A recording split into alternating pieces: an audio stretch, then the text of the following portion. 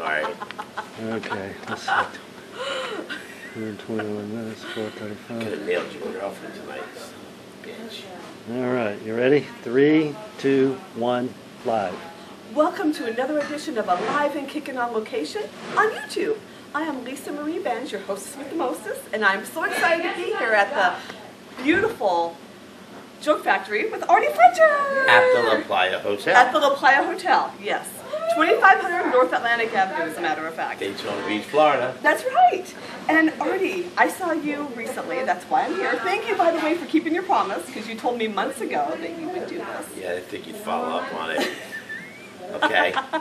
So tell me how you got to be known as New York City's bad boy of comedy. How did you get that name? I used to be an agent, and I used to be a manager, and a tour manager, and I used to work for Joan Rivers. And she used to say, "You're such a bad boy, you're a bad boy." And the name, she goes, "You're New York City's bad boy." So that stuck with me, and I'm 58 now, so there's really nothing bad about me. Going to the bathroom on a regular basis, that's pretty good, actually. It's not bad. So pretty much, it's like since my book came out, it's Artie Fletcher. The bad boy thing kind of went away because in college I was Party Artie, you know, and it took years to get rid of that. Then we went to Party Artie Fletcher, and then Artie Fletcher. So. And you could be Party Hardy Fletcher. Yeah, exactly, Party Hardy. So now, but you're not really a bad boy, or do you really No, think you? no, Okay, I mean, you just kind of pretend because you're from New York Well, and all. after 2 minor heart attacks, you kind of slow down. I believe that's how it works. Okay, according to your resume, which reads like a book, you have pretty much done it all. I've been lucky. In fact, I just finished touring the Midwest, and I've been on a lot of talk shows, and I told them I'm very, very lucky to have played in bands and opened for all the people I have, and being on Law and Order, and having a good run on Criminal Intent. I've done all 3 Law and Orders. I did NYPD Blue, Third Watch. I mean, I had a good run. I did 100 Center Street, which was produced by Sidney Lumet. Dog Day Afternoon, The Firm, The Verge. So here you are working with this guy, and you know he's recognized you as an actor. You know, being nominated for an Emmy, that was kind of nice. I didn't win, but I was nominated, and you know, I've had a great career.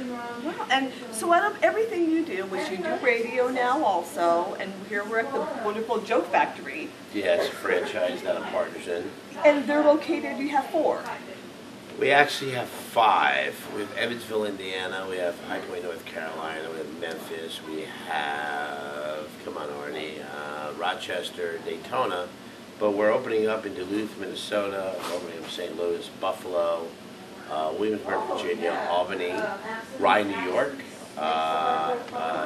Arlington, Texas. So we'll have 20 to 25 locations by next year. So out of all the things you do, including you wrote a book, Right. What is your favorite? Comedy? I like making people laugh. I mean, I like doing motivation because I do a lot of motivational speaking. I speak to high school kids, college kids, and I've made a difference in some of their lives. So that's kind of what it's all about. When you can do that, you're like, wow, I just got across to this kid, like, because you know they're hearing people from the military and career day, they're hearing all these people, which they're great at what they do. And then if they recognize you, now you got them. You know, now you actually have them. So, yeah, I've been lucky. I've been very lucky. And with the talk shows you've been on, like Conan O'Brien, David Tonight Show, Letterman. Who's your favorite? Oh, Conan. Oh, he seems like he is. Well, I used to do sketch on there a lot. I used to do a lot of sketch comedy. I've probably been in about 15 to 20 sketches on there. I was in sketches with Dr. Joyce Brothers. I was in sketches. I did Take Off with Boris Schulston. Yeah, it's been good. But, you know, people ask me who was I the most impressed with. I mean, I worked with Vincent DOnofrio for 4 years.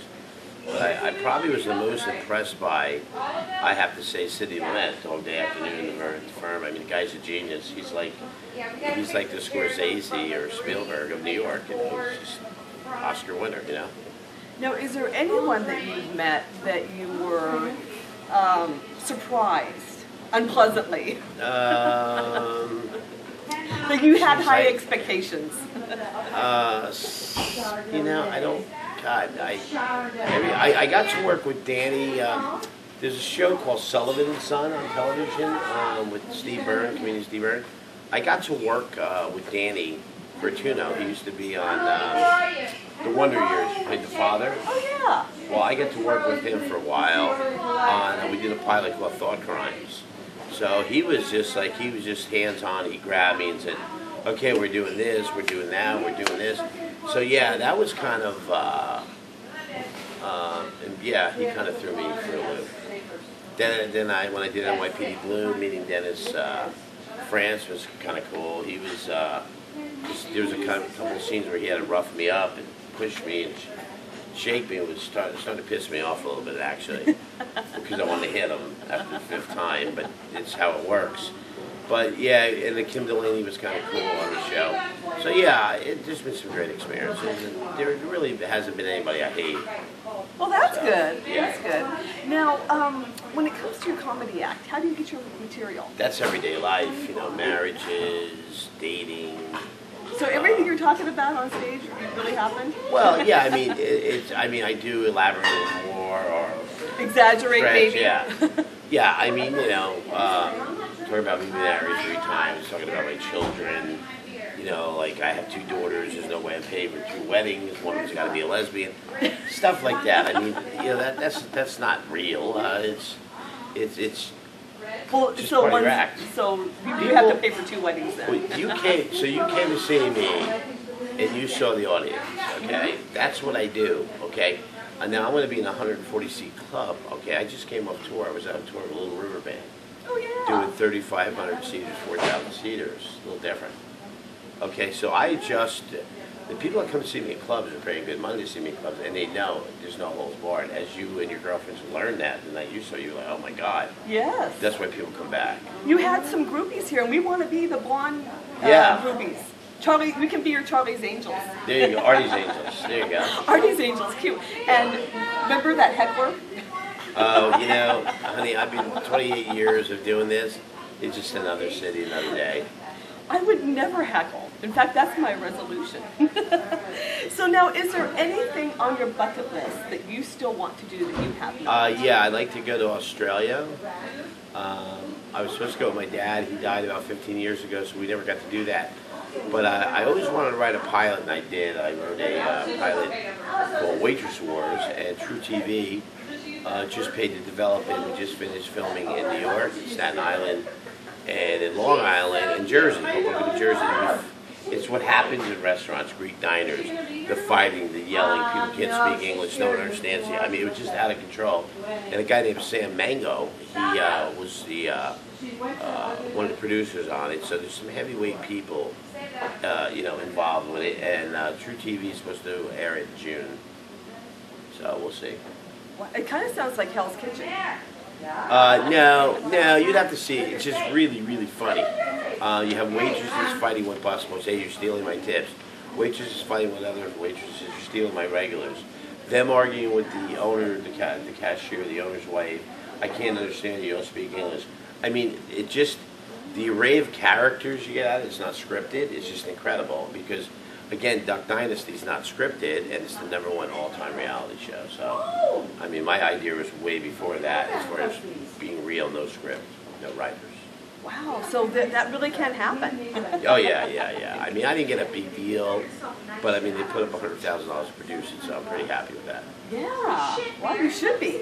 Okay, so we've got some Facebook questions. Right? Kim, Chloe, or Courtney? Speaking of reality, you should know who I they would are. bang any 3 of them. Any of them? No. Oh, you would not? Hell no. Oh, because you... I'd be going after the youngest daughter. What's her name? Oh God, I forget her name. Bruce Jenner's daughter, just to piss him off. Kylie. Oh, Kylie and She's Kendall. 18. Yeah, either one. I don't care. Well, I think Kendall might get you in jail. No, the 2 of them together would be over 30, so I would do both of them. I don't really care. It's just kind of how I work. Okay.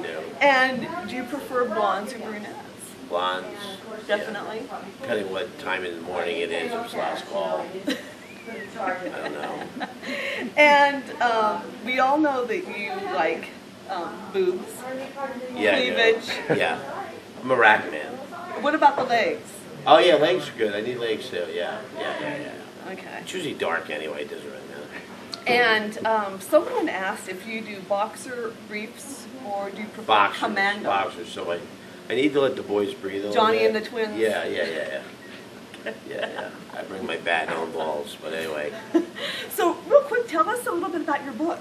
The book is, people think it's going to be about jokes. It's not. It's called Comedy on the Road. It's seen through a comic's bloodshot eyes. Bloodshot eyes. It's about my story. It's what you go through as an actor, as a comic, as a musician, agents, managers, the weddings you miss, the birthdays you miss, the marriages, 3 marriages, rejection. It's just everything that you go through, and people don't realize it, okay? And that's what it's all about, the book. I mean, it's a bestseller, which you can get on Amazon, by the way, or Barnes & Noble, Kindle, Nook, just type in Artie Fletcher. Okay, great. And is there anything you want to say about like Twitter, Facebook? How can people find you? I'm on Twitter. You can follow me at Artie Fletcher. Facebook, Artie Fletcher Show. And you can listen to my talk show anywhere in the country. It's syndicated, but it's also podcast. Right now we're in 58 cities. As of January, I believe we're going to be in 71, I think. It's something I don't really want to do right now because I'm so busy, but I mean, we have so many celebrities on the show. And I just had Danny Serafin on. He's the drummer from Chicago, founding member of Chicago. We're going to tell all book. We've had Johnny Mathis on. We've had Aretha Franklin on. We've had Diana Ross. We've had everybody on.